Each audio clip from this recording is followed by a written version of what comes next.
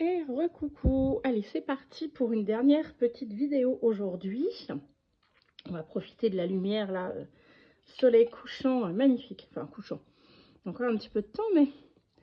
Donc voilà, j'en profite pour vous montrer les petites breloques, genre bijoux d'album de la précédente vidéo, où du coup j'ai un petit peu fignolé. Donc là en effet, les fils en trop sont derrière, collés avec un deuxième sticker pour finir le petit bijou façon tag.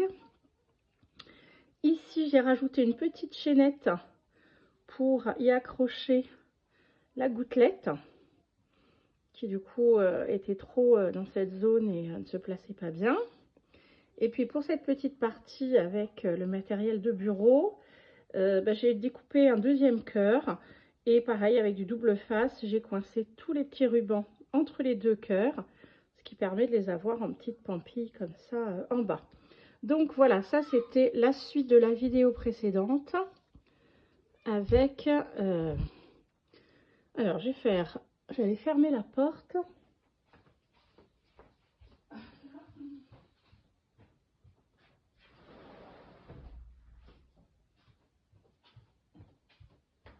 Voilà, excusez-moi, les garçons sont en train de jouer dehors et c'est un petit peu le bazar et les cris.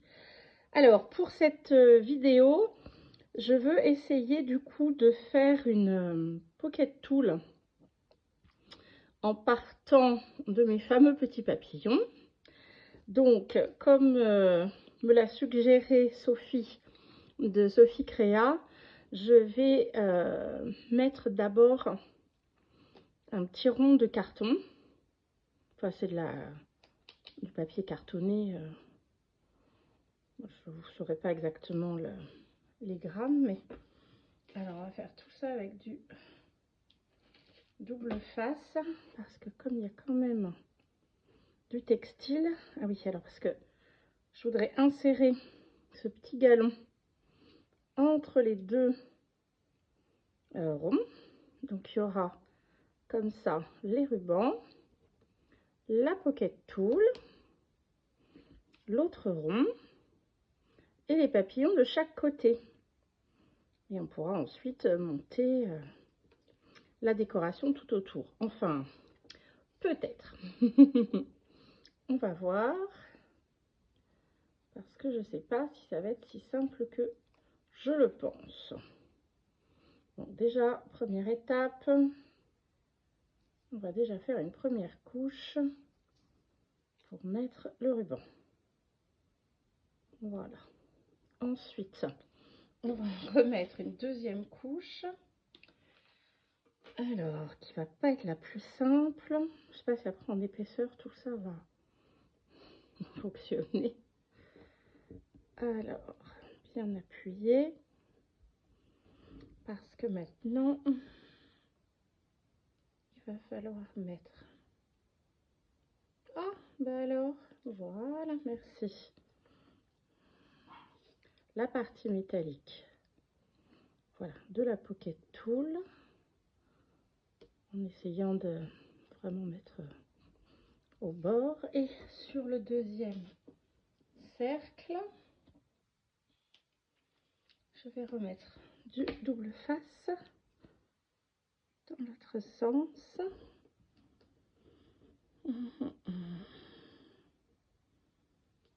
Du coup, le rayon de soleil va peut-être nous gêner si ça fait trop briller, on verra. Ah, bah alors, oh, j'ai le vernis qui s'écaille. Bravo. Pam, pam. Alors, voilà. Alors, le souci, ça va être, voilà, l'épaisseur. Alors. Mes ronds ne sont pas tout à fait assez grands pour combler l'épaisseur. Alors, s'il me faut que je le fasse avec plein de petites pinces autour. Alors, ici, nos jolis petits papillons. Voilà. Un de ce côté. Elles sont vraiment très chouettes. Enfin, moi je les aime beaucoup. Un autre de l'autre côté. C'est vrai que je cherchais plutôt des papillons bien plus volumineux en épaisseur pour pouvoir, en les collant dos à dos, recouvrir toute la partie et combler l'épaisseur de la partie de l'anneau métallique du haut de la Pocket Tool. Donc voilà, le haut sera comme ça. Je trouve ça déjà très joli.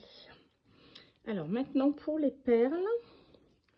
Donc finalement j'ai pas de perles noires assez grosses pour rentrer dans mon pic. Alors je voulais utiliser cette perle qui est une perle en porcelaine dans les tons mauves, comme le ruban. Mais j'ai aussi des petites perles en papier que j'ai faites cette semaine.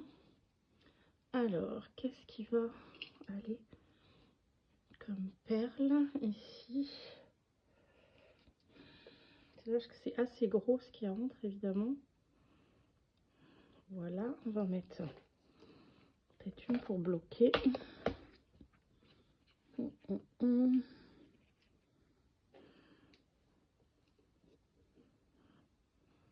fera aussi une séparation de couleurs. Voilà. Alors, ah, c'est vraiment dommage que les noirs là, elles ne passent pas. J'ai ce petit strass là. Alors du coup, puisque j'ai pas de couleur foncée, je vais en mettre plusieurs comme ça. On va rester sur ces tons.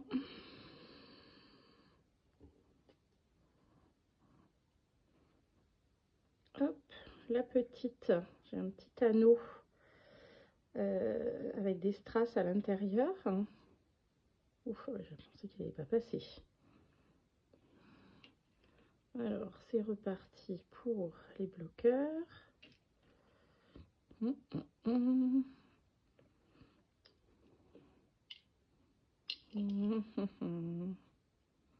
Grande ou petite. Comme ça. On va remettre un clair. Hop là, on ne se sauve pas, Madame la Perle.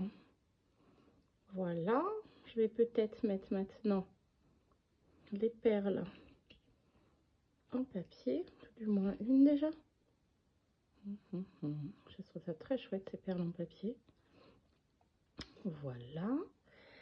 Est-ce qu'on met une ronde? Ah, trop petite. Ah, zut, zut.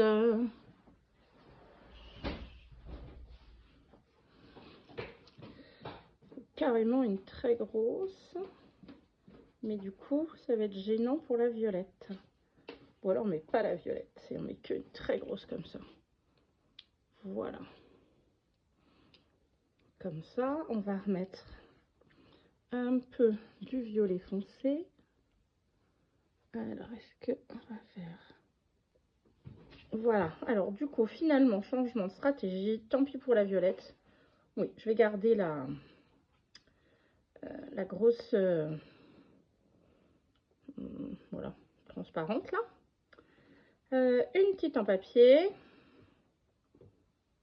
Qui est un peu... Alors, pour le coup, c'est vraiment avec du vieux livre, hein, je crois, celle-ci. Et voilà, deux petits bloqueurs violets pour retrouver la couleur. Et je crois qu'on a tout ce qu'il faut. Alors moi je sais que, mais là je ne l'ai pas mis à chauffer, je finis toujours mes Pocket Tools en faisant tomber une goutte de perle chaude, n'importe quoi, de colle chaude ici, ce qui forme une toute petite perle transparente, parce que les bloqueurs, alors oui ça ne tombe pas, mais c'est absolument pas pratique pour... ça, les perles elles finissent par glisser. Est-ce que j'en ai une que j'ai déjà fait comme ça? Oui, ici. Voilà, là j'ai une goutte de perles, oh décidément, une goutte de colle, ce qui me permet de vraiment arrêter. Et quand on met les mains là et qu'on travaille avec, eh bien ça ne bouge pas du tout. Parce que quand il n'y a que le bloqueur et qu'on travaille avec, ben, le bloqueur finit quand même par glisser. Donc voilà. Et bien, je suis assez contente. C'est pas du tout l'effet que je voulais avec mes petits papillons au départ. Mais finalement, les posant comme tu me l'as suggéré, Sophie, en effet, sur un carton, ben pourquoi pas. Bon, je regrette juste de ne pas avoir pour l'instant de perles noires qui rentrent là-dedans, parce que ça aurait été sympa de rappeler quelque part le noir du carton. Et bien, sur ce, je vous souhaite de bonnes créas et à bientôt les copinettes. Bye bye!